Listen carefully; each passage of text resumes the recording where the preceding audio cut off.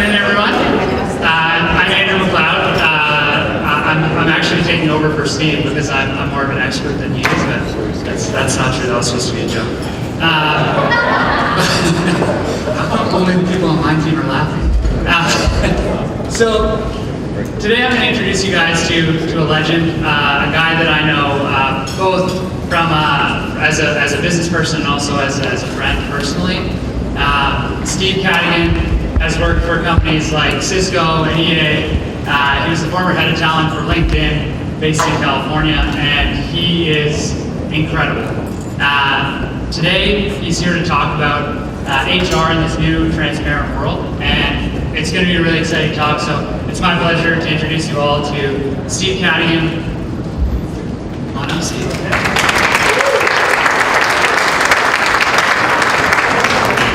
Did we figure out the population of Germany yet? It's really bugging me. It's really bugging me. Well, listen, Steve Cadigan, it's great to be here today. And I've just got a few slides for you. I apologize if I have too few PowerPoints. That can be okay for you? A few slides? Okay. But I've had the privilege for the last 20 years or so to be working in the high-tech sector, watching companies go through lots of changes. And one of the things that I study a lot is leadership and behavior in organizations. And so what I wanted to share with you today is some of the insights that I've seen and observed that are really both challenging and exciting and presenting opportunities for all of you as leaders as we head in this increasingly transparent universe. The world is getting, as you know and as you've heard all day today, the world is getting more and more open. And that can be both challenging, but it can also provide huge opportunities. And those are some of the ones that I want to share with you today. So I don't know about you, but even though I'm from Silicon Valley, I got to make some confessions to you. About 5 years ago, I was interviewing for a job as the head of talent at LinkedIn, and they were around 400 people. And as part of my interview process, and it was like a speed dating, I met everyone on the executive team in a day and a half. There was 9 interviews, and I met the CFO, the CEO, the chairman, head of sales, head of marketing, and so forth. And I thought, you know what? I am going to show these guys I am so hip with social media. I'm going to send them a LinkedIn invitation to join my network, and I'm just going to blow them away with how cool I am and how hip I am with all these tools. So I did. And you know what? They all accepted my invitation, which was really exciting for me. Wow, they must think this thing's going to work out. I got their acceptances. But something happened that night that I really wasn't planning on. Do you know what happens when you accept a LinkedIn invitation? Your whole network finds out the next day. And I was working at that time as a vice president of human resources at a video game company called Electronic Arts. And it just so happened that my whole network, including my boss, saw the next day that Steve's now connected to the CEO, the head of the chairman of the board, the head of sales, all at LinkedIn. And so the next morning, I'm not kidding, this is a true story, my phone goes off. Hello? It's Gabrielle, my boss. Yes? I know you're interviewing at LinkedIn. She said, oh man, if I don't get this job, I am so screwed. But it was a wake-up call for me. And I don't know if you've had those wake-up calls, either with LinkedIn or another tool, that I am completely ill-equipped to play this game. I wanted to show off how I knew how to use the social tools, but I did know that there's actually a switch in the settings button that disables the broadcast of all new connections. Oops, I found it the hard way. Lucky for me, it worked. But we're in this era, I don't even need to tell you because everyone's been bombarding you with all this stuff all day long. I'm so overwhelmed, I don't know about you, with all these new things that are out there. I can't keep up. I graduated college, never touched a computer.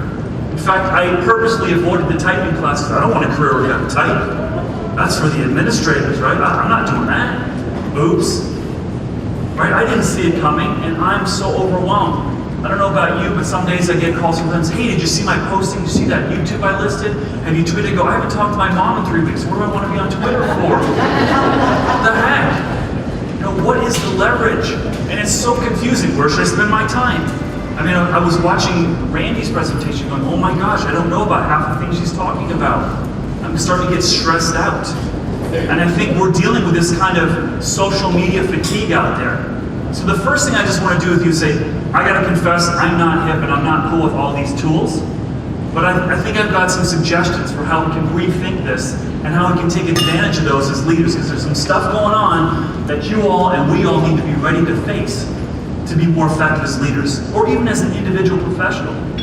or your company can take advantage of some stuff. Because I happen to learn a few things, and I'm watching now, as I'm spending time in some really interesting organizations, of different ways people are behaving to really take advantage of this new proliferation of transparency. People know stuff now about you, and you know stuff about people more than ever before. I think it's a fundamental truth. Companies know more about their candidates and employees than ever before, and employees know more about companies than ever before. So let me give you a few examples of just how we're facing this new reality. But first, let's just face it, we can't digest the pace of all this technological change. We just can't. It's outpacing our ability to absorb it and apply it. Has everyone heard that joke about the bear chasing the two people in the woods?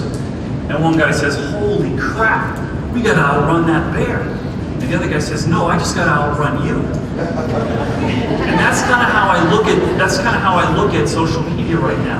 It's like, I don't need to be a ninja here. I just gotta be better than the next guy or my competitor, or have some way of leveraging tools that's going to give me an advantage compared to people I'm competing with. I don't need to, and I don't have the time to spend on all these tools.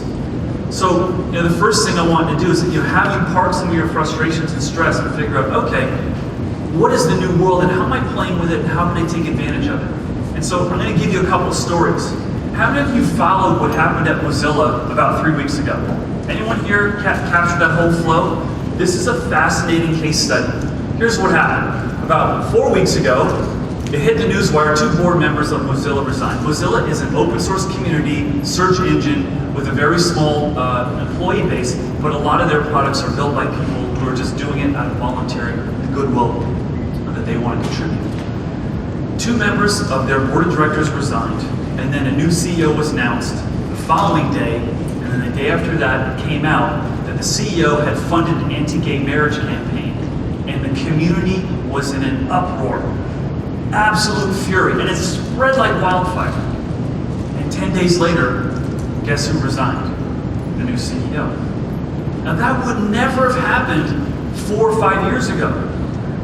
Facebook didn't exist more than 10 years ago, neither did Twitter. Less than 20 years ago, there wasn't even a Google.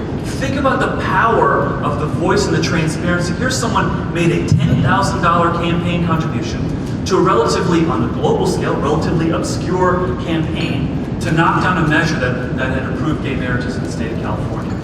And that drove the community berserk. They acted, and what happens? The CEO stepped down. Unbelievably powerful. Second example is a company you guys may have heard of, America Online, one of the first players in the internet space, okay? Anyone familiar with what the CEO did a few months back? Tim Armstrong, CEO, in the middle of a meeting with a team of leaders from a company that they just acquired. Tim was having a session where he's saying, guys, we are not hitting the numbers, I'm not sure about your level of commitment, and we need to make some changes, and I'm going to take all the responsibility. I don't think I gave you the right information, I don't think I gave you the right tools, and all of a sudden, evidently, he observed someone in the back of the room taking a recording and actually doing a video of Tim. He goes, hey, Ezra, put that down that phone, you're fired! Right in the middle of the meeting. And guess what? Someone else was recording it. And guess what? They put it up on SoundCloud and YouTube the next hour. So now you've got the CEO of a major organization, global organization, recorded, and there's no context. You just have about 7 minutes of tape where he's leading this meeting and he fires someone. Anyone ever been in a meeting where someone actually got fired? Anyone get fired in a meeting? I've been in a meeting where stuff was thrown at me, but I've never seen someone fired in a meeting. And now, imagine if you're the head of PR, head of marketing, head of human resources at America Online, you're like, oh shit, this is not good. We've got our CEO recorded, and all our employees are going to see it, and it's all, we have no context. Tim's a good guy. He's done everything for this company. He's taken them, he's been far more supportive of them than he should have been. Or maybe that knucklehead who did that, he should have been fired a long time ago. We have no context. All the world hears is that soundbite. And you think it reflects well on Tim? It doesn't. Guess what? Can he control that blast to the whole internet of what he just did? No, he can't. That's a new reality. I'm going to give you this last one because this is a lot of fun. Tesla happens to be located very close to where I live in Menlo Park, California, and it's run by this brilliant guy, Elon Musk. And anyone follow what happened with when a reviewer in the Washington Post gave the Tesla a poor rating in the press? So here's Elon reading the Washington Post article one day about a really negative review about the new Model S. Car broke down, battery died, equipment wasn't working, and he went ballistic at this guy on Twitter and completely eviscerated the reporter. What the reporter didn't know was, guess what's in every Tesla? A black box. He said he broke down at this exit. The black box said, no, you didn't. Because we got a black box and you weren't there. Didn't happen. You liar, liar. Guess what? The reporter had to retract the whole thing. But now we've got a CEO taking on a reporter in the public forum for everyone to see. And it's so powerful. The tone, the messaging, how he's handling himself is out there for all the employees and all the world to see how he's driving that. Super powerful. This is part of the new reality. Folks, everything you're doing or not doing is getting recorded, is getting out there in the world. And that is something that we can't necessarily control. But I'll tell you one thing. If you're not filling the social channels at least a little bit with some good things about you, someone's going to fill channels of information about you, your company, your organization, in ways that you don't control. Don't you want to have a say? Don't you want to have a voice? So here's one of the things that happened to me when I was at LinkedIn. They said, Steve, you're an HR guy, we're selling a recruiter product, will you join us? We've got to sell to some of these major organizations in the world. Companies like Walmart, JP Morgan. I go in there and I meet the head of recruiting, and the head of recruiting would say, no. We get your technology, we get LinkedIn, we want to buy it. But my leadership's afraid of the internet. I actually had one company in the pharmaceutical industry, the head of recruiting said, the head of recruiting said, I was pitching my CEO of a global multi-billion-dollar company. And the CEO said, hang on a second. Hey, is social media, is that bigger than the internet? And she's like, oh boy, I don't think I'm going to get this purchase order signed. But here's the thing that's really interesting is that there's a fear out there. And so I think when we talk about social media, I don't know about you, but my stomach starts to turn. I start feeling like overwhelmed. I don't have time for it. It's not for me. It's too polluted. It's crowded. It's noisy. It's confusing. Okay? But how about this? If I said to you, you know what? There's people out there that are talking about what it's like working for you. There's people that are talking about the interview experience that they had in your organization. There's people that are talking about things you said and did. Would you want to know what that is? Yes. Well, that's what social media is. Don't look at it as the social media blob that you have no influence over or there's no relevance for you. Look at it as streams of intelligence that you want to mine for your leverage. And if you can see it differently like that, then go find some people. If you're not hip with it, go hire some people who are. Because you need to know. And there are dozens of organizations right now that are putting dashboards together that allow you to get insights from whatever the subjects are that are important to you. How many of you as leaders have a Google News flash that has your name in it? Anytime you're in the news, you get an article. Or a social media blast. Anytime your company's name's up, you get a hit. You need to know that. You want your ear to the ground. Because if you're not filling the channels with stuff that's good about you, someone else is doing it. And so that paints a really, really interesting challenge. But wait, I think this whole subject of the reality of social media and transparency is creating an opportunity for you. And this concept, I think, is really, really critical. And I encourage all of you to really grok this as you spend more time around this subject and how you want to play in it. And that's the concept of personal branding. I would argue that an organization's brand is the collective brand of all the leaders and everything that's getting tweeted or Facebook status and updated about them that's out there on social media. I mean, you are increasingly, as an organization, becoming the collective brand of the presence of your leaders in your company in all these social places. That's totally new. Now, how you pay attention to your brand is not through some big ad campaign, it's through something more real. And so think about that. Are you investing in your own brand? Are you even listening? You need to have a voice in this game, folks, because it's only going to grow. Let me give you a fun story a friend of mine told me a few weeks ago. A friend of mine was interviewing with this big private equity firm outside of New York. And in the course of preparing for the interview, he does what hopefully all of you do if you're preparing for an interview. He looked at everything he could get his hands on. One of his favorite sites is a company called Glassdoor. And Glassdoor is actually a repository of a ton of information around employees, around what it's like to work there. What do they think of the CEO? What do they think of the culture? What do they think of the compensation? I'm not sure to what extent I've tested the Glassdoor penetration in Canada. It doesn't seem to be as rich as it is in the States. But in Silicon Valley, it's oftentimes one of the first places you go if you're considering making a move to another company. And I don't know what gives Glassdoor the right to be able to play such power in the space, but they have thousands and thousands of people going there every day. So my friend went into the interview, and it went something like this. It was the CEO of this private equity firm. He was in the final rounds. And I almost wonder in retrospect if my friend was just having some fun with this or whether he was really seriously interviewing for the job. So it went something like this. The CEO said, so, and he started off, do you have any questions for me? And my friend said, yeah. Should I be worried that on Glassdoor you have one of the lowest CEO ratings in the entire industry? Should I be concerned that the turnover of your executive team is 80% in the last year and a half? Should I be concerned that people think that you're underpaying them and overworking them?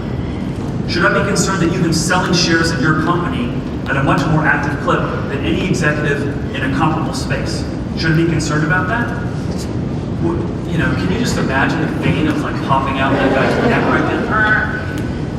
And he was against the wall. Now, not all this information is new, but it's so easily accessible now, and the power is now in the hands of the interviewer. And that CEO was not ready for this. And that's how it's playing out. We have so much more information in which to make great decisions. So part of me says, hey, you know what? We're headed towards an economy where job satisfaction should go up. Why? Because I know more about where I'm going than I ever did before. And the company knows more about me than they ever did before. So we should have a much tighter harmony of job satisfaction. But all the data right now suggests more people are miserable in their jobs than ever before. So hopefully with the leverage of more intelligence, we can make some better decisions. So, you know, before I freak you out too much, and it's lunchtime, usually I'm right before the bar section, so I usually really depress people so they can take care of it right afterwards. But you've got a couple of choices here. You can go fetal like I did when I got that phone call from my boss, and you're interviewing. I was like, oh no. And by the way, the rest of that story, when I was at that company, my wife worked there too, and my kids were in the on-site childcare. So I just threw a grenade in the room, and it was about to explode right on. So you can take advantage of it, or you can choose to just go fetal. And you can say, well, I'm just going to wait for this whole thing to pass. How I've been doing it, it's been working for me just fine all the time. And that may be a slow death spiral strategy that makes you real happy at the end of the day. But you don't have to be a ninja with all these tools. Just pick a couple. I'll make a confession to you. Do you know how long it took me to do my first tweet? A year. And here's how it happened. We're sitting around as an executive team at LinkedIn going, and we were just starting to, this was the early days, we had no idea we were going to be successful. We're sitting around and we're saying, you know what, we're executives in a social media company. We should all have some kind of Twitter presence out there. Anyone got a Twitter handle? And most of us were like, how's the tweet you? It's like, nope. Well, we need to show people we know what we're doing here. And I'm thinking to myself, if those guys only knew how I screwed up LinkedIn before I even got into this job. And they said, so, okay, homework assignment, all executive team. I need to see some tweets from you. I'm like, okay. So I went home, I was like, I'm ready, I'm gonna do this. I picked my cool Twitter handle, Cadigan. Boring. And I was like, okay, so I started to write my first, couple lines. I was like, being witty in 140 characters, not easy. So I erased it, no, that's stupid. And I started another one, I was like, you know what, that's gonna make me look really dumb. And after a while, I just put it down. I was like, this is ridiculous. I can't make sense of this. Every time I try to do something, I'm putting so much pressure on myself. And so I actually said, I don't think this is for me. This is not for me. It's for the younger people. And then finally, I started watching more tweets, and I found a few people whose tweets I loved. And what they were doing is they weren't talking about something insightful. They were asking a question, which I thought was really interesting. Like, should I really be letting my kids play on the iPad for 3 hours a night? And I was like, oh, that's interesting. Maybe I'll start asking a question. And I didn't think much of it as I started to find my voice and get comfortable with it, and I'm not a prolific tweeter. But as I started to find my voice, I started to interview candidates who said, hey, I saw your tweet on one of those things that LinkedIn's doing in the community. I thought that was awesome. The scholarship you gave to that charity organization, that's really, really cool. I didn't know that. And I was like, wow, people are listening. I didn't think that they were. Let me give you some what I think are really cool examples of what is possible and why I think it's valuable to spend time listening. And pick your spots. We were building a product at LinkedIn a few years ago called LinkedIn Signal. And LinkedIn Signal was really just what I'm talking about. It was a product that was going to allow us to monitor all the traffic that people talking about LinkedIn were saying, and we were going to be able to aggregate it and sort it and cluster it around, are these comments about this product or a certain geographic bit of feedback for us. And there was a guy who was a top engineer at Google in New York City who was writing about it on his blog called The Noisy Channel. And he was making some really cool suggestions about our product. We thought, wow, that's really interesting. So we developed a dialogue. In fact, we dispatched my head of recruiting, Brandon Brown, to start having a discussion with this guy. So we reached out to him and said, hey, tell us more. We love your ideas. Hey, would you like to come and have a coffee with us? And we'll fly you out to the Bay Area. And we did. And as that relationship grew, Daniel now is the head of data science at LinkedIn. All through listening. That's where it started. We're building our product, guys talking about it. We found him, we engaged, boom. That guy's life is fundamentally different. The company, data scientists are like the rarest of animals that you could possibly find. Trying to find a search relevancy engineer or a data scientist in Silicon Valley, good luck. Here's a guy that found us. And we would have never found him. And the impact to the company wouldn't have been as great if we hadn't been listening like that. Here's another one of my favorite stories. It does cross over a little bit into the spooky camp for those of you that definitely have got your fears about the internet. There's a company called Salesforce. I'm sure many of you have heard of it. It's just up the street from me in Silicon Valley. And they bought a company called Radian6. And Radian6, similar to the LinkedIn Signal product, is a technology that monitors and evaluates all the social noise out there and helps you make sense of it. Well, one of the teams that was really prolific at using Radian6 was the recruiting team. And one of the things that they saw was a tweet from a woman saying, so excited to be here at President's Club in Hawaii with my husband. Somehow that recruiter saw the last name of this woman. You know what President's Club means if you're a sales rep? It means you're the best. And you're going to Hawaii as a reward, if you will. So here's a President's Club, the spouse of an employee on President's Club. They cross-referenced her last name and found out that her husband was actually a sales rep at a company that they wanted to hire from. So 2 airline tickets and a flight to Hawaii later, guess who's sitting at the bar of that hotel? 2 recruiters from Salesforce. 2 months later, 2 hires from that company, from that bar, from Radian6. Spooky awesome, right? That's powerful. They were listening, they did some work, and they found and unlocked some unbelievable talent. That's what's possible right now, and the opportunities are even more exciting. So a couple last things in closing here, and then I'll take any questions that you guys have, or even I'd love to hear some of your ideas about where all this stuff is going, is that there is so much information getting collected right now that I'm super excited about the future of what I call predictive analytics. We have so many insights to be able to make better decisions about our organizations and the people in them. As a head of human resources, one of the theories I've had for years is that when you have an employee who gives birth to their first child, they often wind up leaving your company within a year because it's a massive life change, but I could never substantiate that. So we took the data from our turnover statistics at LinkedIn and mapped that to people who had their first child and actually found that there was a higher proportion of people leaving who had a first child. And that was incredibly helpful to us to inform, well, maybe we need to do some coaching for people here. Maybe we need to do some, yes? Good? Okay. Did I just go out? Yeah. It sounded good to me. All right.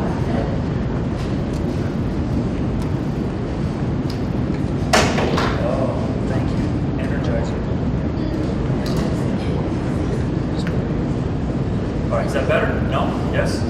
No. Am I off back there? There we go. There we go. Okay. Now we get a mic and a flipper in this. Okay. All right. So what I was trying to tell you is a story of like now I've got actual real data that I'm taking a look at that's informing me to make better decisions about my employees that I never had access to before.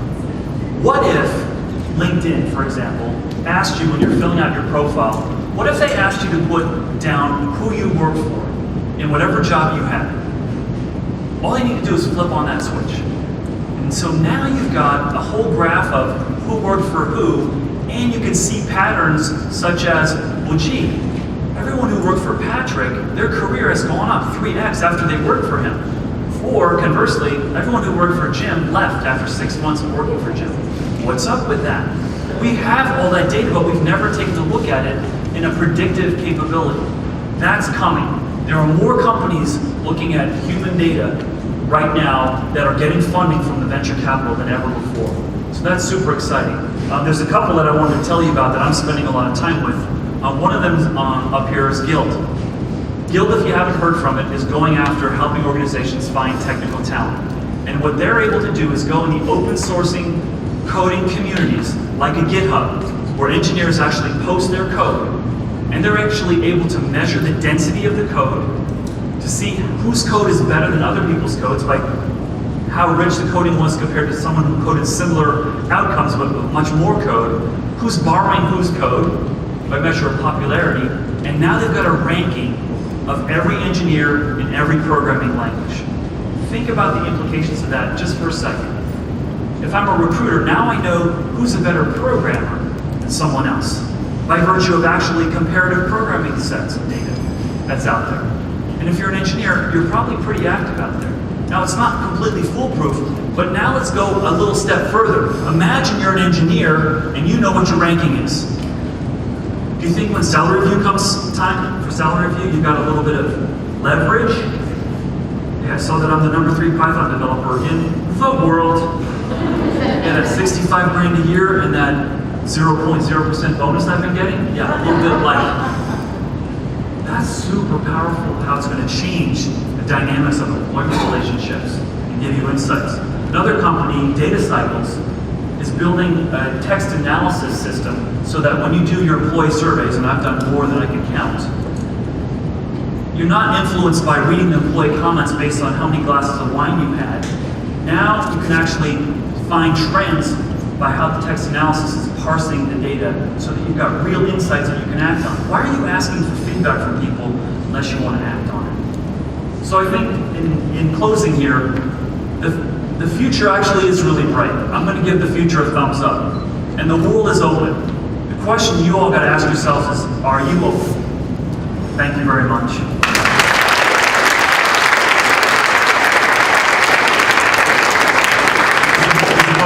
Cold? We have some Q&A time, or should we just head to the rip into the food? I'm sure you got a couple. Okay. Any questions? Anyone? Comments? Anecdotes? Thoughts? Yes. You're talking about an entire department of companies to do your search ranking, your search relevance. I'm fortunate to have one full-time IT guy. So how does a company that doesn't have a budget, how do we incorporate all this and make our website what you guys use invoicing? Yeah, so everyone hear the question. So that may sound great when you've got resources and money, but in the real world it's just me and my IT guys. And how do I take advantage of that? Does anyone actually have a story where they're on a shoestring budget, they're actually monitoring social traffic, that they can give an example of what they're doing that they want to share? Well, there are sites that give you dashboards like Hootsuite, for example, that you can actually put together.